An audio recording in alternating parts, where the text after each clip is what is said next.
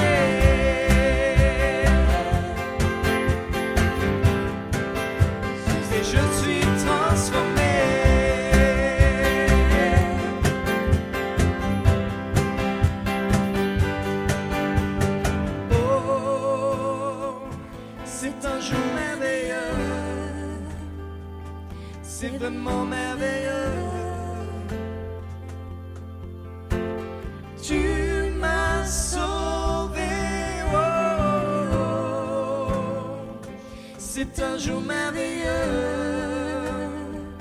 c'est vraiment merveilleux.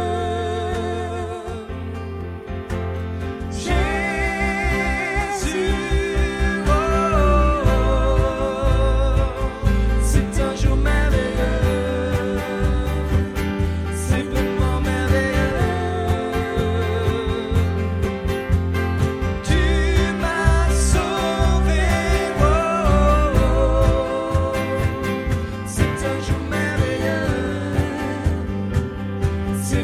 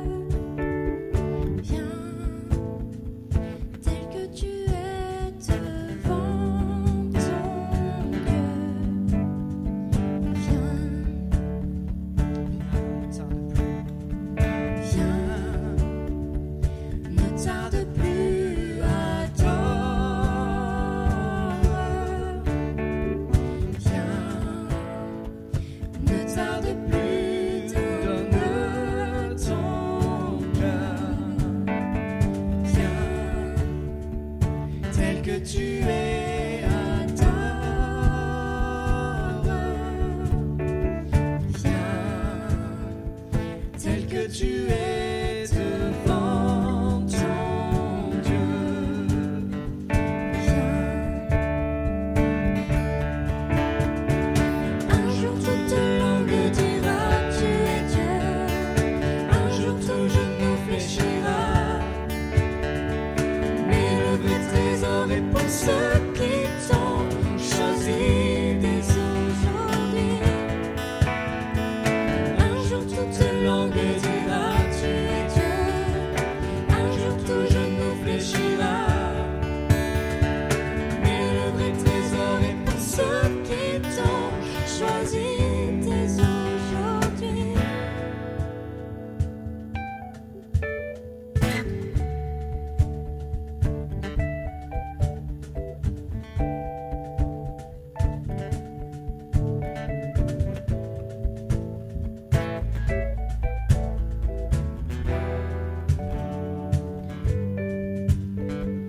Viens, ne tarde plus, adore. Viens, ne tarde plus, donne ton cœur. Viens, tel que tu es, adore. Viens, tel que tu es devant ton Dieu. Viens. Un jour toute langue dira tu es Dieu. Un jour tout genou fléchira. Mais le vrai trésor est pour ceux qui t'ont choisi dès aujourd'hui. Un jour toute langue dira tu es Dieu. Un jour tout genou fléchira. Mais le vrai trésor est pour ceux qui t'ont choisi dès aujourd'hui. Un jour toute langue dira tu es Dieu. Un jour tout genou fléchira.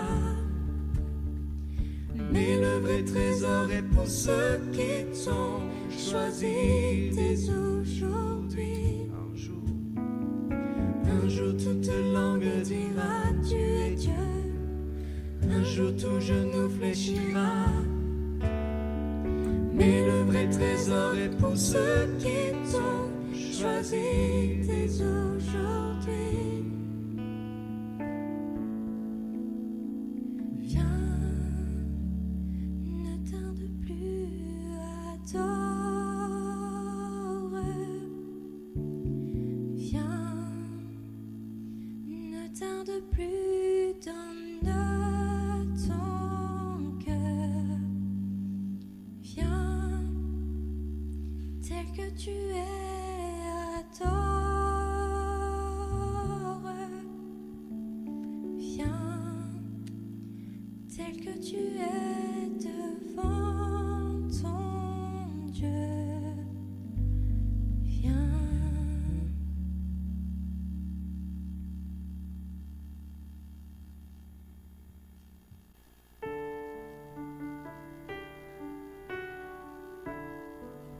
Seigneur, nous voulons glorifier ton nom.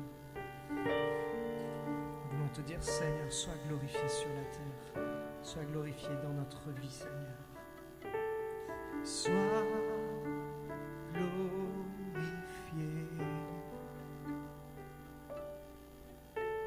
Sois glorifié.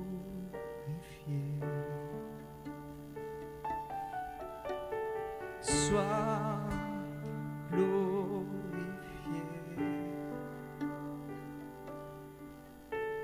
Sois glorifié.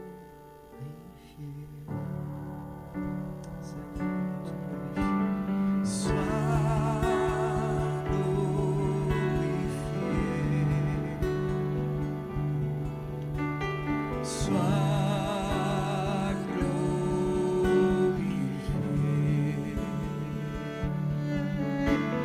Sois glorifié.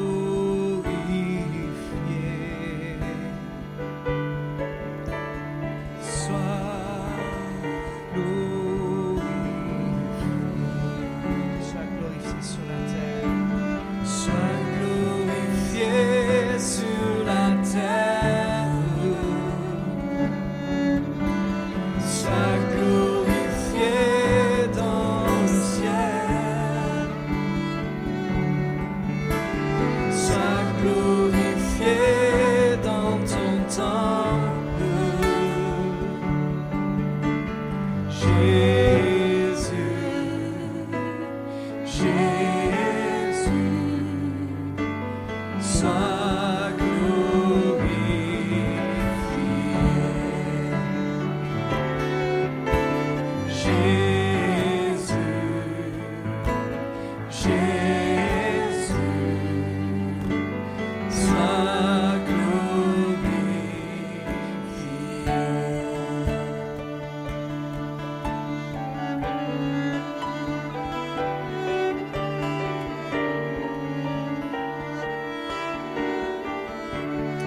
Soit Dieu, loué soit Dieu,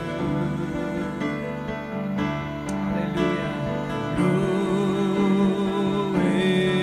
soit Dieu,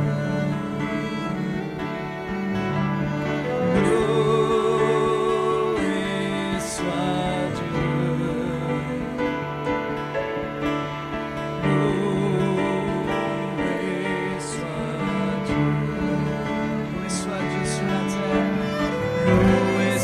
Dieu,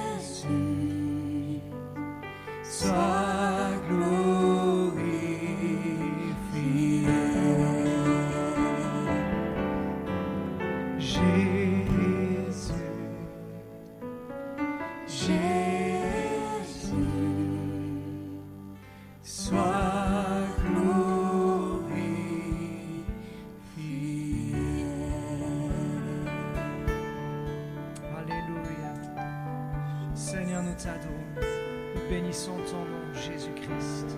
Nous voulons dire, oui, sois glorifié, Seigneur. Nous voulons célébrer ton nom, Jésus-Christ. Seigneur, viens remplir nos vies, viens nous remplir, Seigneur, encore. Remplis-nous de ton Esprit Saint. Remplis-nous de ta vie, Seigneur. Inonde-nous de ta présence encore. Alors que nous louons, nous adorons ton nom. Manifeste, Seigneur, ta présence dans nos vies. Alléluia, Jésus.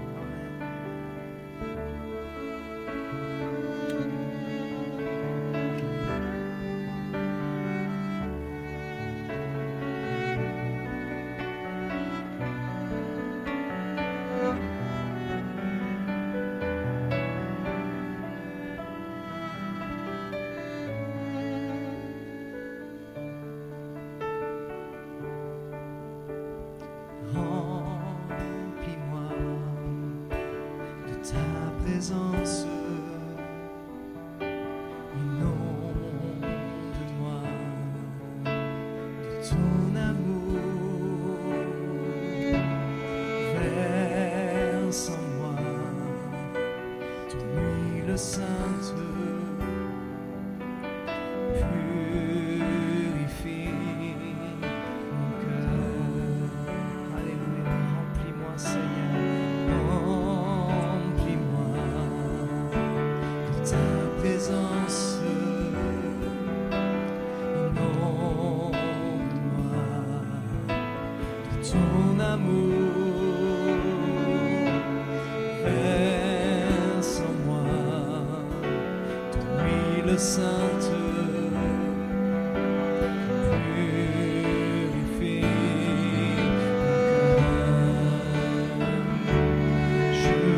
te louer, adorer ton nom, Seigneur.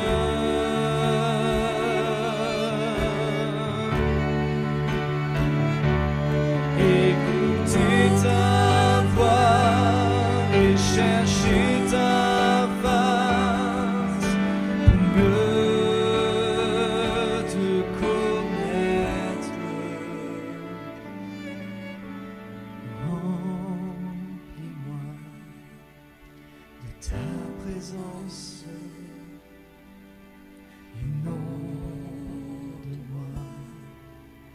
de ton amour, verse en moi ton huile sainte, purifie mon cœur. Alléluia. Je veux te louer, adorer ton nom, Seigneur.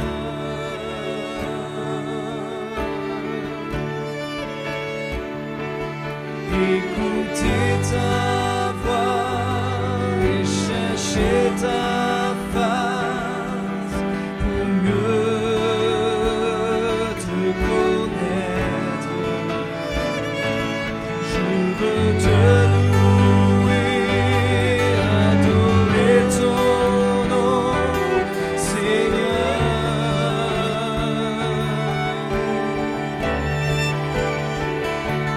Écouter ta voix et chercher ta face pour mieux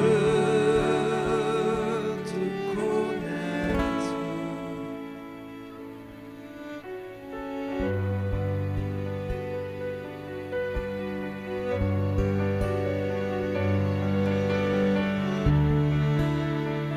Alléluia, à toi, Seigneur.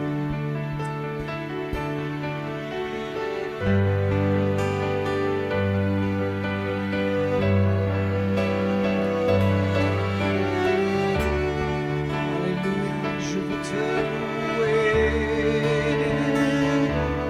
je veux te louer, adorer ton nom, Seigneur.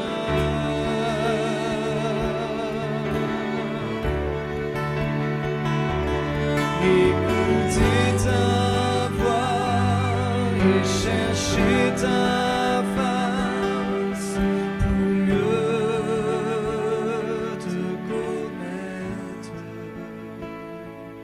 Je veux te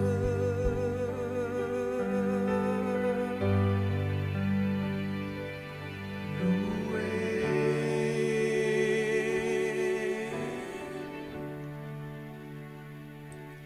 Je veux t'adorer.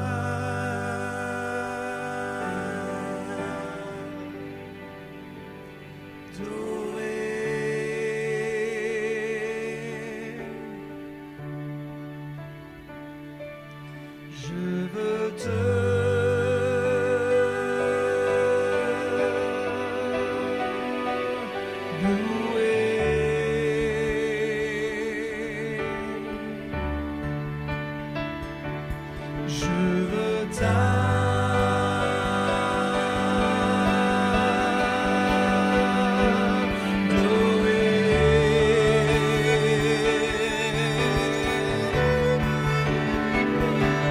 Je veux te louer, adorer ton nom, Seigneur.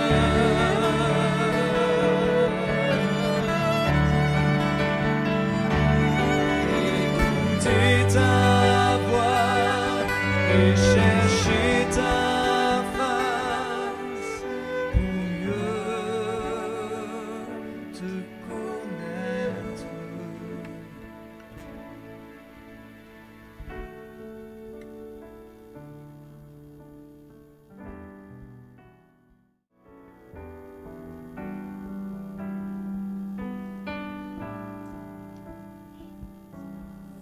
Chers frères et sœurs, c'est pour moi une très grande joie de passer ces moments avec vous au travers de cette vidéo.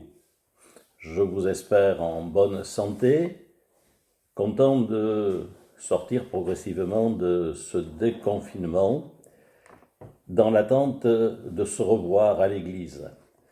Au vu des modalités à mettre en place pour une réouverture prochaine, ce ne sera pas pour tout de suite, mais nous poursuivrons par des vidéos et messages écrits pour nous fortifier dans notre foi.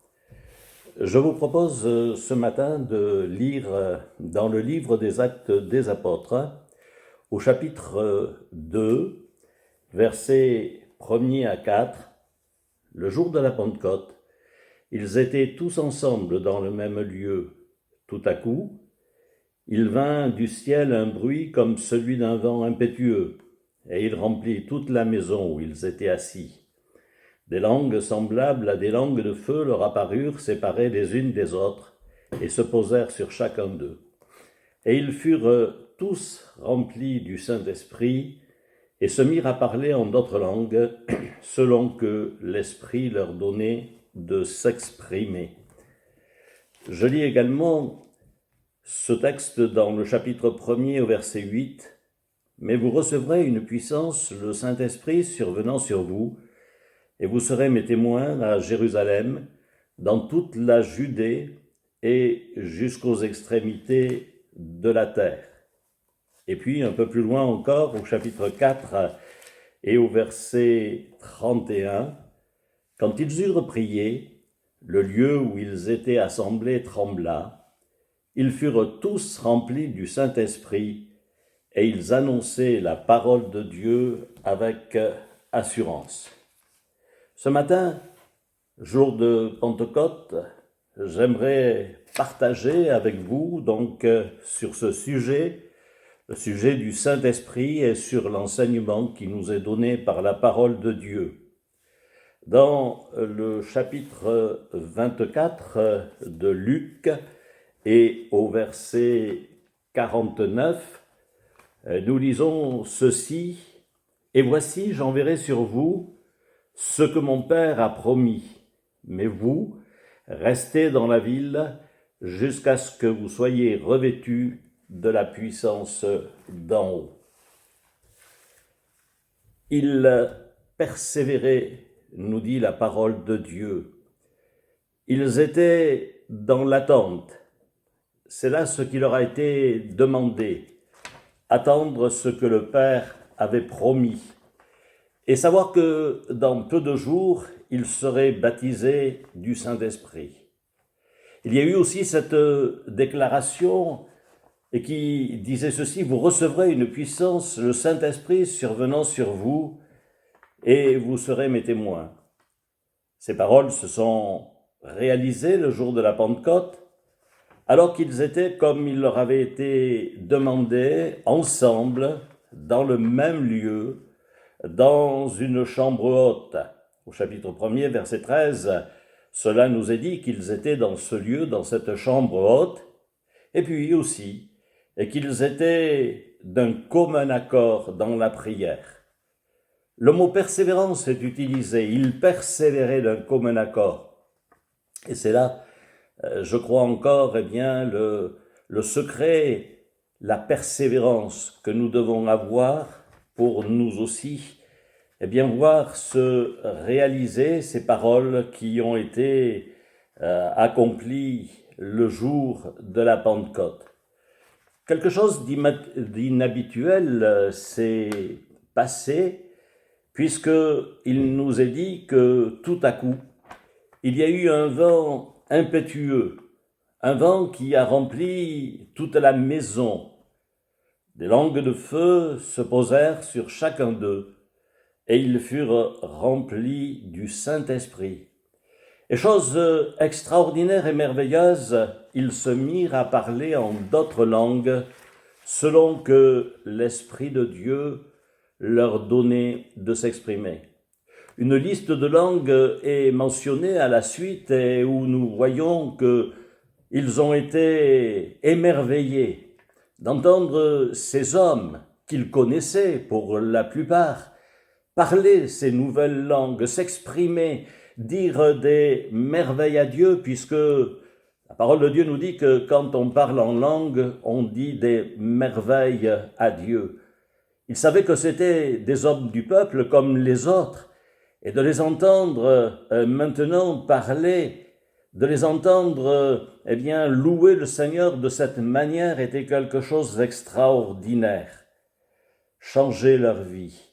Oui, cela a changé leur vie, parce que ils ont reçu ce baptême du Saint-Esprit. Et ils ont reçu ce baptême qu'ils ne méritaient pas, parce qu'on ne le mérite pas, mais tout simplement parce que c'est un don de Dieu, un cadeau leur avait été fait. Et ce cadeau a été fait pour qu'ils soient des témoins. Cela va changer leur vie. Cela va les transformer complètement, entièrement. Nous le voyons au travers des écrits de l'apôtre Pierre, qui, après avoir été donc baptisé dans le Saint-Esprit, ne réagira pas de la même manière, ne sera plus le même. Il a renié son maître, il a parfois manqué de foi, il a eu certaines circonstances qui nous sont relatées dans les évangiles, mais là, dans les Actes des Apôtres, nous voyons un homme transformé, un homme différent, un homme qui a quelque chose de plus. Il en est de même de celui qui s'appelle lui-même le persécuteur de l'Église, l'apôtre Paul, et qui lui aussi a fait cette merveilleuse expérience. Et c'est là, pour nous ce matin, un témoignage merveilleux et extraordinaire que nous pouvons encore avoir. La Pentecôte ne s'est pas arrêtée ce jour-là. Heureusement, nous voyons que c'est encore pour nous aujourd'hui. C'est encore une expérience que nous pouvons faire, que nous voulons faire. Et nous aussi, nous avons besoin de cette puissance dans le monde où nous vivons. Un monde où il y a toutes sortes d'autres puissances. Puissance de l'argent, puissance nucléaire, puissance démoniaque, et bien d'autres encore qui sont là. Et nous pourrions être désarmés, nous pourrions être un peu seuls devant ce qui se passe. Mais il est dit, vous recevrez une puissance, le Saint-Esprit, survenant sur vous. Et encore aujourd'hui, nous pouvons nous attendre à recevoir cette puissance, nous pouvons encore partager ces instants, ces moments, sachant que cela peut nous arriver encore aujourd'hui.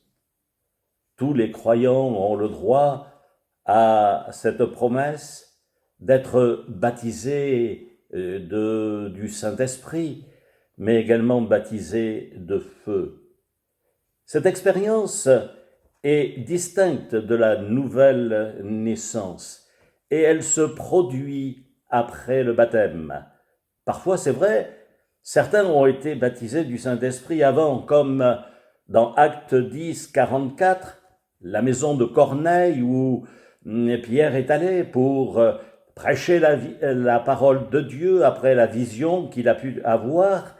Et il nous est dit, entre autres, que le Saint-Esprit descendit sur tous ceux qui écoutaient la parole.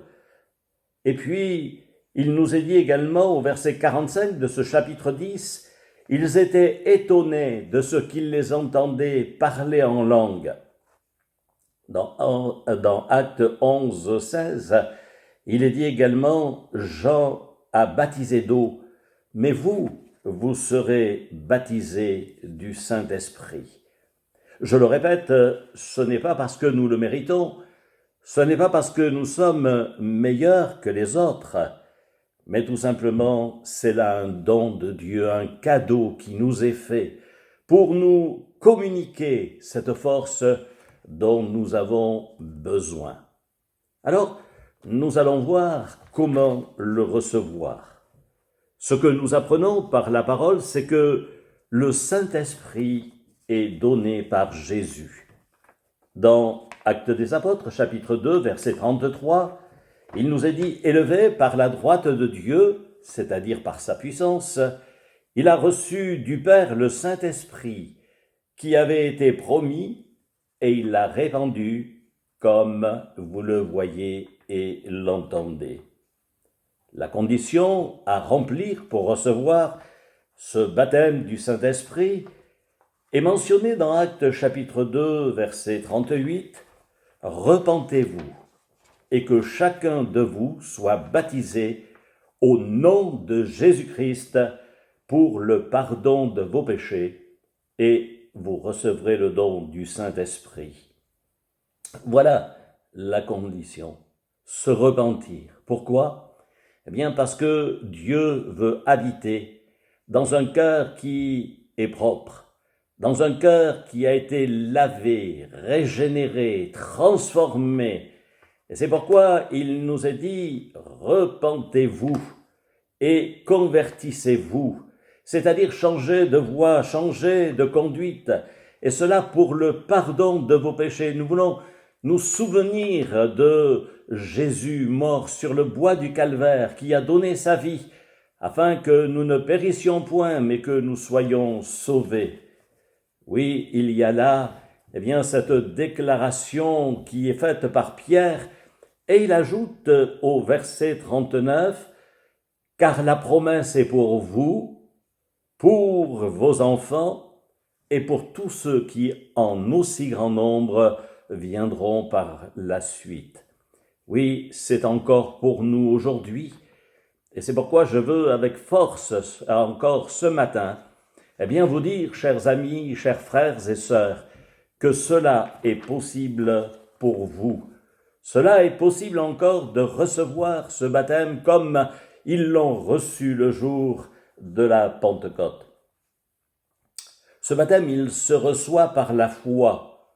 L'apôtre Paul dira aux Galates dans le chapitre 3, verset 14, « Afin que la bénédiction d'Abraham eût pour les païens son accomplissement en Jésus-Christ, et que nous reçussions par la foi l'Esprit qui avait été promis. » Donc c'est là ce que le Seigneur veut faire avec nous. Il veut nous communiquer, il veut nous donner.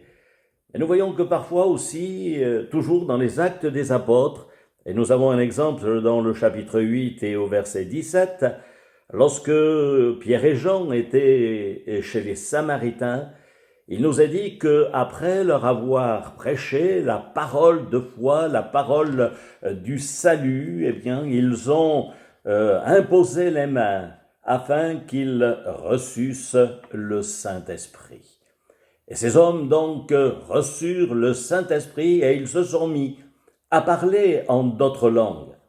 Parce que nous pouvons dire à ce stade que le signe initial du baptême dans le Saint-Esprit, c'est bien le parler en langue qui est manifesté.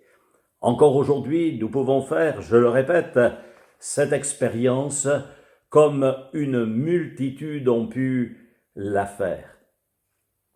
Je me souviens de ces moments à Royan lorsque je servais le Seigneur là-bas sur le terrain de camping Elim.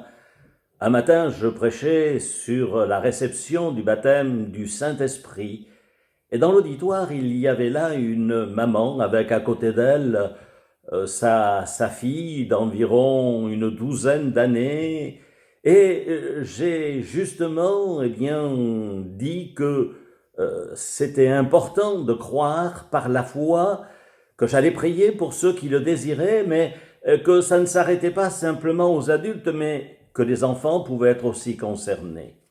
Et cette maman est venue avec sa fille sur le devant. Nous avons prié et cet enfant a été baptisé dans le Saint-Esprit. Cette femme m'a dit, mais je ne croyais pas que cela pouvait s'adresser aux enfants.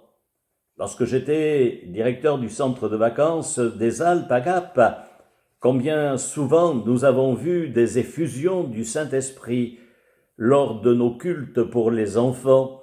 Et là, sans aucune pression, mais naturellement, des dizaines d'enfants ont reçu ce baptême dans le Saint-Esprit, tout simplement, après l'annonce de la parole de Dieu. Ils ont été visités, ils ont été transformés.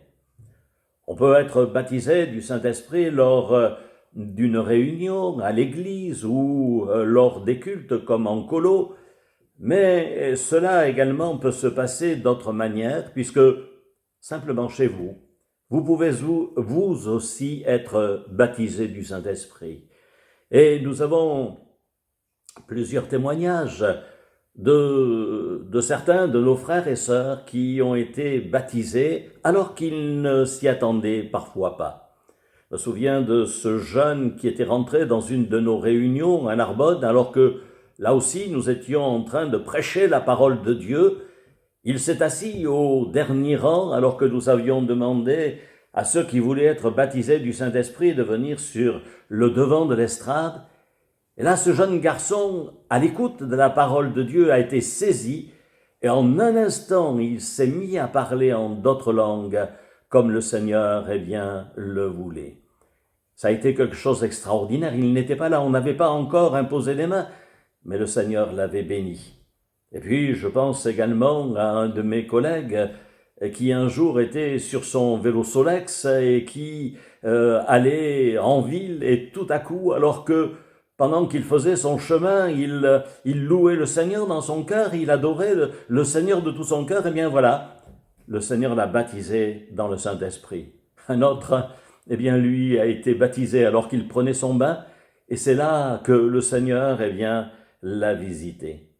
Vous aussi, je ne sais pas quelles circonstances seront les vôtres pour que vous soyez baptisés dans le Saint-Esprit, mais après ce moment de culte, vous pouvez très bien aller dans votre chambre, vous mettre à genoux au pied de votre lit ou dans votre salon et de dire au Seigneur, Seigneur, oui, moi aussi, je veux être baptisé dans le Saint-Esprit. Je veux aussi recevoir cette promesse que tu as pour moi, cette promesse qui est encore vivante aujourd'hui, car pour nous, la Pentecôte ne s'est pas arrêtée là dans les Actes des Apôtres avec ce jour particulier, mais depuis, elle a continué à chaque moment de chaque jour. Avez-vous reçu le baptême du Saint-Esprit? Vous pouvez le recevoir. Et vous pouvez encore savoir que le Seigneur est le même, qu'il ne change pas, et que le Saint-Esprit, l'Esprit de Dieu se manifestait déjà, et nous voyons les effets de l'Esprit de Dieu déjà dans l'Ancien Testament. Lorsque l'Esprit a agi, nous le voyons déjà dans l'œuvre de la création. Il nous est dit, la terre était informe et vide, et il y avait des ténèbres, mais l'Esprit se mouvait au-dessus des eaux. Un esprit, et qui est un esprit créateur. Dans le livre de Samuel, dans sa première lettre de Samuel, nous voyons au chapitre 16 et au verset 13, il nous est dit « L'Esprit de l'Éternel saisit David ».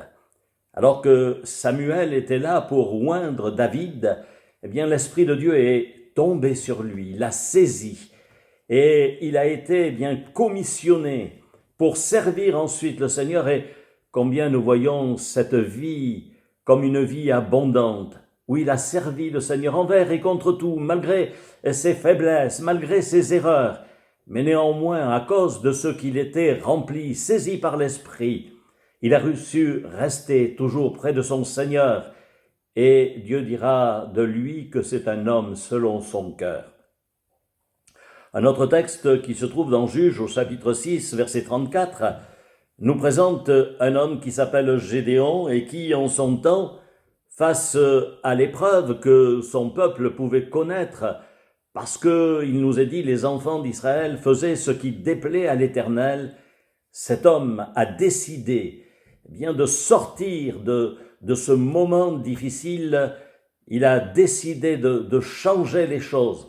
Alors, vous le savez, il est allé battre du froment au pressoir dans un endroit qui n'est pas adapté, approprié à une telle circonstance, mais il nous est dit, Gédéon furent remplis, revêtus de l'Esprit de l'Éternel. Voyons que Dieu a donc donné à ces hommes l'action du Saint-Esprit, une action, une marque spéciale pour accomplir des œuvres, parfois qui étaient difficiles, mais ils ont pu l'accomplir à cause de cela. Dans le Nouveau Testament, nous voyons également une plus grande action du Saint-Esprit. Et certes, s'il y a les prémices dans l'Ancien Testament, et j'aurais pu citer beaucoup plus de textes que cela, mais dans le Nouveau Testament, bien, nous voyons comment les choses ont été changées après qu'il y a eu cette expérience du jour de la Pentecôte. Dans le chapitre 4 et au verset 8 d'Actes des Apôtres, il nous est dit « Alors, Pierre rempli du Saint-Esprit ». Vous verrez, dans les 6 premiers chapitres de ce livre des Actes des Apôtres, comment cet homme tout simple, celui qui était un pêcheur de poissons, comment il est capable de parler, comment il est capable de prêcher, comment il est capable de donner des versets, des textes tirés de l'Ancien Testament. Et nous voyons là un homme qui n'est plus le même. On voit un homme qui est changé, un homme qui est visité, un homme qui est maintenant un témoin de ce que Jésus a pu faire dans sa vie, de ce que Jésus a pu accomplir, et combien nous pouvons être émerveillés par cela. Même devant l'opposition, puisque dans ce chapitre 4 des Actes des Apôtres, lorsque ils ont prêché, lorsqu'ils ont annoncé la parole, il nous est dit que les chefs du peuple, les anciens d'Israël, se sont opposés à eux, à tel point qu'ils leur ont demandé de ne plus prêcher, de se taire. Mais Pierre répondra, jugez plutôt s'il est préférable d'obéir aux hommes plutôt qu'à Dieu. Et il a dit, nous ne pouvons pas ne pas parler de ce que nous avons reçu, de ce que nous avons expérimenté. Alors ils ont continué à prêcher la parole, ils ont continué, après avoir été relâchés, ils ont continué, ils ont prié.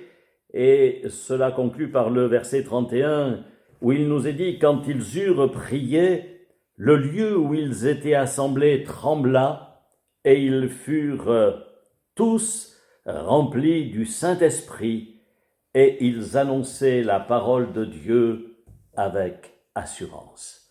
Oh, cela réjouit mon cœur de voir que lorsque l'on est un témoin, lorsque l'on est saisi par l'Esprit de Dieu, bien, le Seigneur est là pour nous aider et pour nous remplir, nous fortifier par l'action du Saint-Esprit. Et justement, cette action du Saint-Esprit, nous allons la voir au travers de quelques autres versets que je vous invite à noter, à regarder et aussi à méditer, parce qu'il nous parle des actions du Saint-Esprit.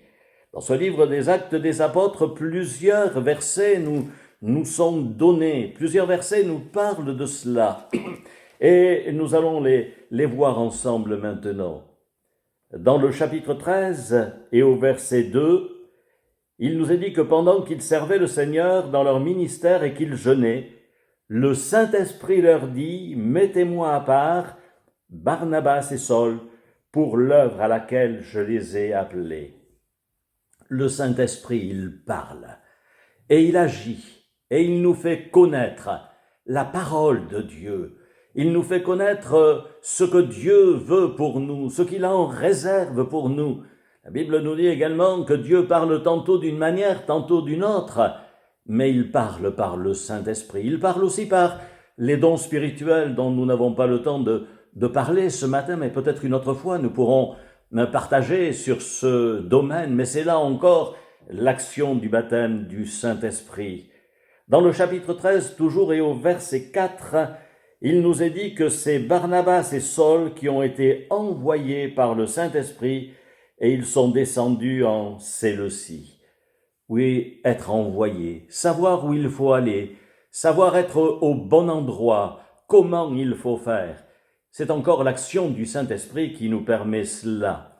Au chapitre 15 et au verset 28, là il est dit que il pense, le Saint-Esprit pense, chapitre 15 et verset 28, « Car il a paru bon au Saint-Esprit et à nous de ne vous imposer d'autre charge que ce qui est nécessaire. » Il pense et il conduit, il dirige. Au chapitre 20 et au verset 22, il nous est dit, il avertit Paul. Paul qui se rendait à Jérusalem, Paul qui était dans l'exercice de son ministère, mais qui n'était pas dans le flou, mais qui savait bien que Dieu était avec lui. Et il dit maintenant, voici lié par l'Esprit, je vais à Jérusalem, ne sachant pas ce qui m'y arrivera. Mais il est confiant. Il est dans les mains du Seigneur, mais aussi conduit par le Saint-Esprit. Un peu plus loin, au verset 28 de ce chapitre 20, il nous est dit également que il établit les évêques pour paître le troupeau. Au chapitre 21 et au verset 4, les disciples, poussés par l'Esprit, disaient à Paul de ne pas monter à Jérusalem. C'est lui qui indique, c'est lui qui connaît les situations et c'est lui qui va diriger. Il pousse à parler et à dire, il ne faut pas aller dans telle direction. Nous te conseillons de ne pas faire ces choses. Et combien de fois nous avons été, nous aussi, conduits par l'action du Saint-Esprit, à son nom soit toute la gloire. Dans le chapitre 21, toujours, et au verset 11, nous voyons Agabus, cet homme qui était prophète, et il prit la ceinture de Paul, se lia les pieds et les mains et dit, voici ce que déclare le Saint-Esprit, l'homme à qui appartient cette ceinture, etc. Voyons encore que là, il a déclaré, le Saint-Esprit déclare. Puis parfois, revenons un peu en arrière au chapitre 16 et au verset 6, au chapitre 16 et au verset 6, où nous trouvons qu'il y a là ces deux hommes, Paul et Timothée, et il nous est dit, ayant été empêchés par le Saint-Esprit d'annoncer la parole dans l'Asie. Le Saint-Esprit connaît mieux les choses que nous, et il saura nous conduire et nous donner la bonne direction. Un dernier verset sur l'action du Saint-Esprit se trouve dans Romains chapitre 8 et au verset 26, où il est dit « Il intercède pour nous, car nous ne savons pas ce qui est nécessaire de demander. » C'est vrai que parfois il nous semble que nous sommes démunis, que nous ne savons pas comment il faut demander ou ce qu'il faut demander. Mais nous pouvons très bien, à ce moment-là, parler en langue, et Dieu, au travers de cela, va nous donner d'intercéder, de prier et de voir sa gloire. Vous serez mes témoins. Combien cela est réconfortant, combien cela est bon de savoir que le Seigneur nous a également choisis pour que nous soyons ses témoins. Jean 14,16 nous dit « Et moi, je prierai le Père, et il vous donnera un autre consolateur, afin qu'il demeure éternellement avec vous, l'esprit de vérité que le monde ne peut recevoir. » Cet esprit de vérité nous inspire, nous conduit, nous dirige, pour que nous puissions être ceux qui véhiculent, ceux qui apportent la pensée de Dieu. Voyons toutefois qu'il peut y avoir des agissements contraires. Mais le Saint-Esprit est là et le Saint-Esprit est maître et il connaît toutes choses. On peut être surpris quand on lit dans le chapitre 5 des Actes des Apôtres, verset 3, où il est parlé de Ananias et Saphira, ce couple qui avait vendu un champ et qui est venu en déposer soi-disant le prix alors qu'ils ont trompé et qu'ils ont fait quelque chose qu'il ne fallait pas faire, ils ont menti. Et l'apôtre Pierre dira à cet homme, à Ananias, « Au point que tu mentes au Saint-Esprit. » Oui, il y a eu le discernement de l'apôtre Pierre par rapport au Saint-Esprit et il a vu que cet homme et sa femme ensuite, ont été des menteurs. Et vous savez que le salaire du péché, c'est la mort. Et malheureusement, tous les deux, ils sont morts. Un peu plus loin, dans le chapitre 7 et au verset 51, Étienne, lors de ses soucis un peu avant qu'il soit lapidé, dira « Vous vous opposez au Saint-Esprit ». Nous pouvons aussi, par nos façons de parler ou d'être, nous pouvons attrister le Saint-Esprit. Et c'est Paul qui avertira les Éphésiens en leur disant au chapitre 4 et verset 30, « N'attristez pas le Saint-Esprit ». Comment peut-on attrister le Saint-Esprit? Il explique dans ce passage en parlant du vol, en parlant du mensonge, en parlant des mauvaises paroles que l'on peut apporter et que l'on peut donner dans notre vie chrétienne, malheureusement, si on n'est pas sous l'action du Saint-Esprit. Alors, n'attristons pas le Saint-Esprit, mais soyons de ceux qui apportent la vérité.